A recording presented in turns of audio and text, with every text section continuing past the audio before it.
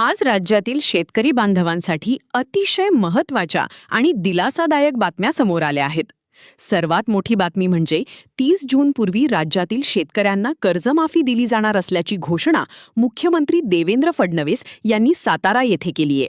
2 लाख रुपयांपर्यंतच्या पीक कर्जमाफीची तयारी सुरू असून नियमित कर्जफेड करणाऱ्या शेतकऱ्यांना प्रोत्साहनपर अनुदानही देण्यात येणार आहे. कांदा उत्पादकांसाठीही मोठा दिलासा मिळाला आहे. केंद्र सरकारकडून नाफेडमार्फत कांद्याची 1235 रुपये प्रति क्विंटल दराने खरेदी सुरू झाली असून नाशिकपासून या खरेदीला सुरुवात करण्यात आली आहे.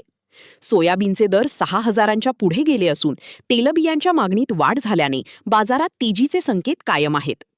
राज्यातील अनेक भागांत पाणी टंचाई तीव्र झाली आहे. अकोला येथे 45.9 अंश सेल्सिअस तापमानाची नोंद झाली असून सिंचन प्रकल्पांमध्ये अत्यल्प जलसाठा शिल्लक आहे.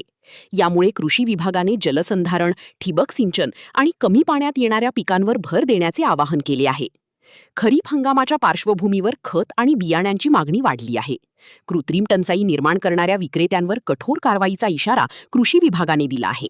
शेतकऱ्यांना 7/12 तपासून चुका दुरुस्त करण्याचे आणि पीक कर्ज व विम्यासाठी आवश्यक कागदपत्रे पूर्ण ठेवण्याचे आवाहन करण्यात आले आहे.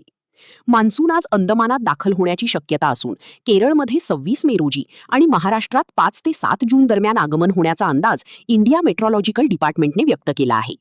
याशिवाय पीएम सूर्यघर मोफत वीज योजना, मोफत ड्रोन पायलट प्रशिक्षण, सौर कृषी पंप योजना, नैसर्गिक शेती आणि कृषी पर्यटन यांसारख्या योजनांमुळे शेतकऱ्यांना नवीन संधी उपलब्ध होत आहेत. अशाच शेतकरी हिताच्या महत्त्वपूर्ण आणि ताज्या बातम्यांसाठी आपल्या चॅनलला सबस्क्राईब करा, बेल आयकॉन ऑलवर सेट करा आणि हा व्हिडिओ जास्तीत जास्त शेतकरी बांधवांपर्यंत शेअर करा.